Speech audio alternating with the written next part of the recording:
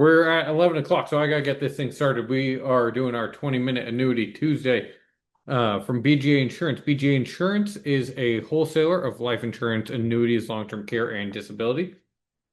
I myself am Trent Zimmermann, and I'm the director of annuities here. I'm a chartered financial consultant, chartered life underwriter. I have a bachelor's with a background in economics and a master's in finance. And this is your 20 minutes. So we are going to be diving into Roth conversions. I'm going to be real honest with you. This is going to be a real boring presentation because I don't have a lot of design elements and charts and graphs to show you. It's just going to be a lot of words, but I trust you guys can read along and read a book without pictures in it. Plus the fact that I'm going to be narrating it for you. But the reason I wanted to do this is there's been a lot of advertising around it, and a lot of it scares me. And we'll get into some of them, and I think it's giving false promises. And I don't even know where I stand on if the annuity is the right vehicle with Roth conversions, and not because have no opinion, but because I think it depends highly on the individual. And so I can't make a sweeping statement that we're going to have the best product for your Roth conversion for your clients, because this is going to be a highly personal thing. But so I want to highlight more the pitfalls you can run into so that you can know what you're looking out for. So that if you are somebody who is well versed in Roth conversions, but might not be well versed in annuities, this can help you bridge that gap. And if you're somebody who is well versed in annuities and seeing these advertisements, maybe you can pull back and say, I need to invite some more experts into the room before I do this. So what is it? I'm sure you all know, but it's a process of paying taxes on qualified retirement funds now rather than at withdrawal to achieve tax-free growth and withdrawals moving forward. If you expect to be in a higher tax bracket later or expect rates to rise, this can save in total taxes paid. If there's an excess of qualified funds, you can reduce your RMDs and shift the tax bill from your heirs to you. So if you're planning on not using all these qualified funds, it's a great way to start paying the taxes now instead of having your heirs pay it in the future. And if you need a diversity in tax exposure, even if you're unsure if your tax bracket is going to increase or the tax rates are going to raise, or if you are going to be leaving a large amount of RMDs to, sorry, not RMDs, qualified funds to your heirs, you might look at this and say, for my financial plan to work, I need diversity in tax exposure, because I need to be achieving a low tax status for as long as possible.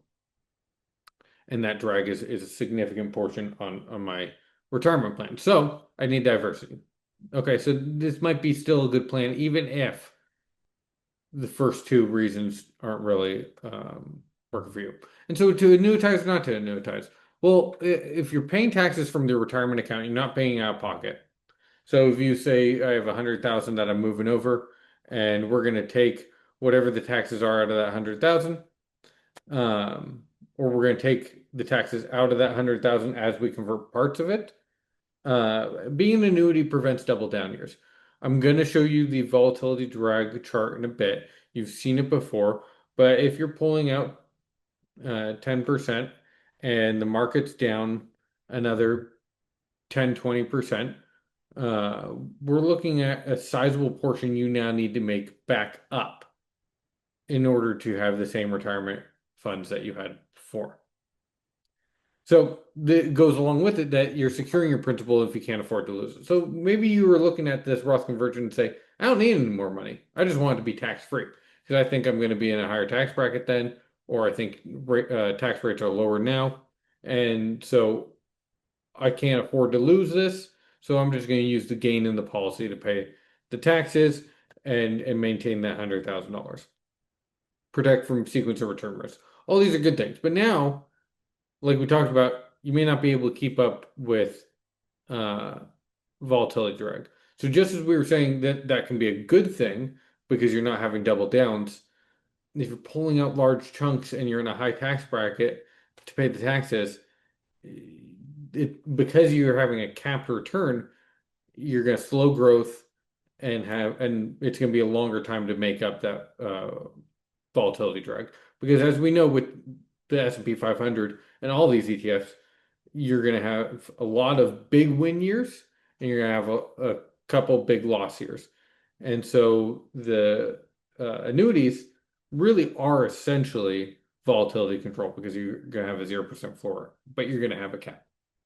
You know, if you have a high cap product, you're going to be around 9%. So you're not going to have those 30% years that are going to compound on each other. So slowing overall growth, we talked about limiting liquidity. So if you are planning on using this for a portion of your retirement plan, you might need more than the 10%. So does that work because now you're at a surrender period, or does it not work because you're going to have to take that during the surrender period? So what I'm not going to do in this presentation, and I think I already touched on this, is tell you when to convert an IRA to a Roth IRA. I don't know you. I don't know your clients. I don't know their financial situation. I will not make that recommendation. And if you call me and ask, should I do this? I'm going to tell you I don't know. I do not know enough about your clients. Even if you do the fact finder, it's not my area of expertise.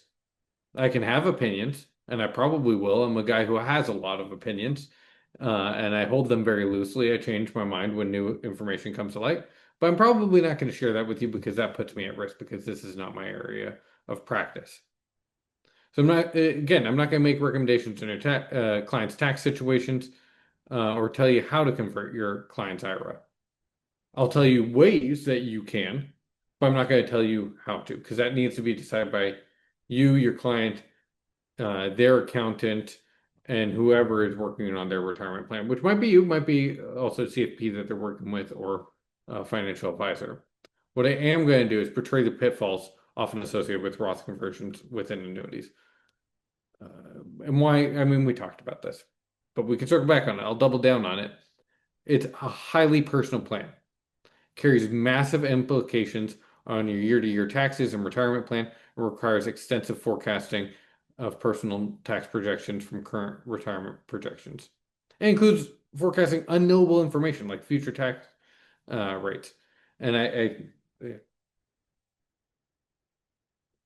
don't want to pick on it. I see somebody dropping off, and it was a new name that we saw, and I don't want to pick on them. They might have had something real, but a lot of people are getting advertised on a daily basis of free money.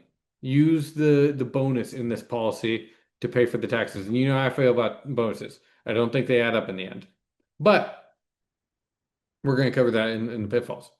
So all or nothing. This one's a big one. People are saying we're going to do Roth conversion over time. This carrier allows for a Roth conversion, but they don't allow for partial Roth conversions. So what happens now?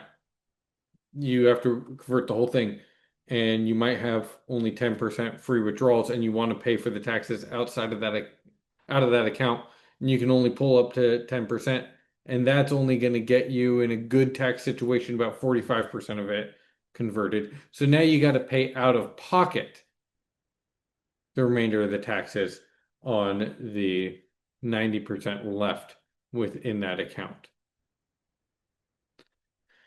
That's a big chunk of money to throw out on this that the client might not have been expecting.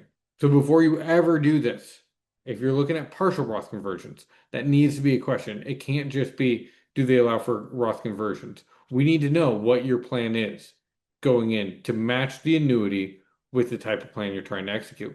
There are carriers out there that will do partial Roth conversions, but won't allow any free liquidity in year one. So if you have this plan ready to roll tomorrow, it's not going to be the carrier for you. We need to know these things on the front end. It leads to massive taxable consequences. And because of that, let's say you decide, well, they can afford to do it. We're just going to do it all this year. Know that that can affect their Medicare and other entitlements. The pitfall number 2 is free money. Your bonus pays for the conversion. This one terrifies me. So let's look at 100,000 with max 10% free withdrawal in year 2 and 3. And that will convert it. If we're looking at 22% tax bracket, that'll convert the entire amount. So the top bonus product right now in California, 24% bonus, 0.95% fee, 5.75 cap on the S&P 500, 10-year surrender charge. Best case scenario, every year's banging, every year's hitting the cap. you're making almost $160,000. You're making $60,000 in gain with taking 2 years of 10% free withdrawals in year two and three. The top cap products, no bonus, no fee, 9.5% cap on the S&P 500 has a 7-year surrender charge period. And in the best case, you're hitting the cap every year. In 7 years, you're making 152,000. 200,000 after 10 years. But they don't have to be in this for 10 years. And I don't think they would want to be. They would want to exchange it out for a new policy or start putting the money to work, start collecting out of it. That's a lot better of a return. But let's actually look at the average. Average on the top bonus is 135. After 10 years, average on the top cap is 127 after 7 years and 152 after 10. Why would you want to lock up somebody's money for longer to get them less money in the end? I don't see the rationale for this unless you need to pull somebody out of a underperforming policy and you need a bonus to get out, in which case there's very few cases that you need a 24% bonus. 10% usually does the trick, and you can get that fee free and it will perform pretty closely on our stress test, the top cap products. I don't see a reason. It's not free money. You're going to get less money at the end of the day. And if we have a bad 10-year period where you're having a lot of zeros, that fee is going to start eating away. So now you're not only losing 10% in years two and three, you're losing 0.95% in the other subsequent years. There are plenty of ways that I have seen this illustrated where you start to go negative on a bonus product, on the 24% bonus product. You are going to do it. You are going to go negative if you're using a bonus product that's going to be around 19, which is a common one out there that people are using for this plan. You will go negative, and going negative means volatility direct. So when we're looking at this free money argument we're seeing everywhere, we're also seeing it paired with volatility controlled indexes. The next generation of AI powered indexes that are just a fancy way of saying it's volatility controlled and they're averaging 2% each year, but at least you get 200% participation rate, so you're getting 4% each year. You're actually going to get 3% because of the fee. How does that work to the benefit of your clients? So if we're going to do this, if we're going to do a partial Roth conversion over time, the ways that we've seen it work, again, I'm not making this recommendation, is pulling only the gain out of the policy. In that case, the bonus can work well if you're pulling out max gain. The top cap works a little bit better because you're going to be pulling out for less periods of time. But I will also say this, that when we see people doing this with a bonus plan, that the bonus pays for uh, the conversion. What we also see is it's done in a couple of years. When the bonuses were lower, they went negative, and when you can get with some products that have free withdrawal year one, they pulled out year one and two. They were done with it. They were negative now in their policy. And now we're looking at year 5 and 6, and people are wanting to trade these policies out. But now they have to pay the MVA, they have to pay the bonus recapture, and they have to pay the surrender charge. And now they need a 24% bonus to get equal to what they had, which was negative of what they originally started with, to get out of that policy into something that will perform better. And that's going to be another 10-year lockup. So people don't commit to those plans well because they forget the reason why they did it, and now they see that they have less money than they started with, and these AI powered volatility controls aren't working. Whereas the cap products, you do it over time when you're just pulling out the gain. People tend to commit to that because they get yearly reminders of why, and that goes into going negative. I'm just going to skip that slide since we talked about enough and show you this volatility drag. So if we're talking about 10% loss, 11%, it's close. But this is the argument for an annuity. This is the argument against an annuity. So if you're pulling out, you're trying to do this in 2 years and pull out, and they're in the right tax bracket that you can, and you pull out 10% each year, and now we're 20% down, we have to make 25% up. That's a lot of work for an annuity to do that. An S&P ETF would have done in hopefully a year if it was a good year. So that gets us into insufficient growth that you're going to be projected, depending on your tax bracket, to lose if you're paying out of that account 10 to 40% of your money. So you're going to need, going back to this, 11 to 67% to make it up. Now, of course, it's going to be spread over time, so you might have some gain that offsets it, and you're not actually taking out that amount based off the principal. But we're looking at what's the time horizon here. Now, again, if we're looking at the argument for and against an annuity, you might have a client who says, I'm in a top tax bracket. I want to pay this now. I think things are going to get higher. I need diversity in my tax situation. And I don't want to lose 40%, need to make up 67% to get back up and have a 19% down year. And then have to make up even more on top of that. I mean, these are the real 2-year sequence where you can see the benefit of a cap and a par. So if you are going to be pulling that money out, you might have clients who say, I'm fine with annuity having a slower growth because there's no way I want to be down 40% and get hit again. That's a valid argument. So this is a pitfall, but it's also a feature. And then who gets the withdrawals? This is one of the last ones here in pitfalls. But is it the owner annuitant? And they're getting double income. So now they're going to be moved into another higher tax bracket because they got 10% out of that account that's going to count towards income, or they're going straight to the IRS. There are plenty of carriers out there that will do these partial withdrawals that will pay that money directly to the IRS. And that helps out your tax situation. That also helps out your personal accounting. So it's something to look out for.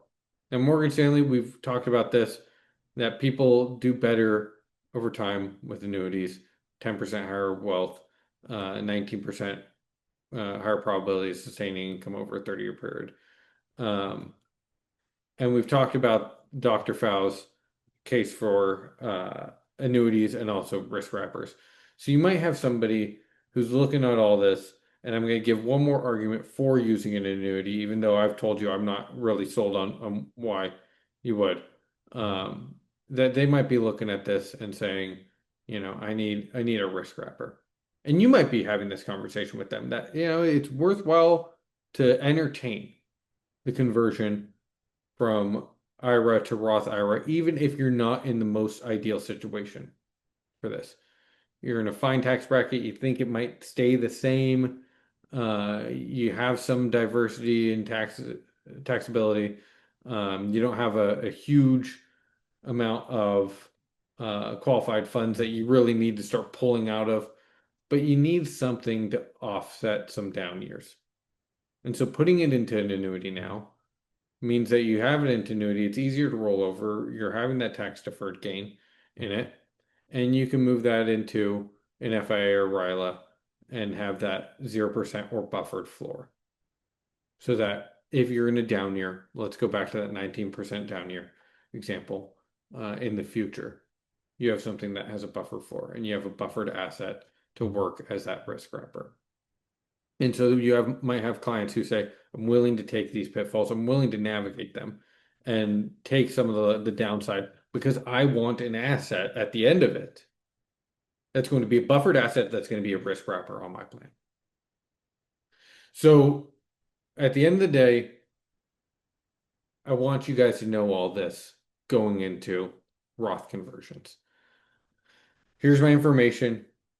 Call me if you need anything. The fact finder is going to be a great tool if you're going through this with clients. It's going to be a valuable asset, and you can call me, text me, email me if you need that. But I want to talk about next week because as part of this, I've gotten, since starting this series, I've gotten a lot of phone calls, a lot of emails of how do I get started?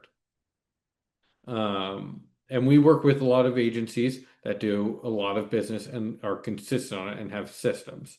And we've advised on that, and we've said certain things. And we also have a lot of advisors who are wonderful advisors, really great at what they do, and then they're hit with an annuity, and they just don't know what to do. And the process gets harder because they're asking for something that might not exist or they're not fully grasping. or they just don't know how to work with us. And so next week, I want to do a session on closing.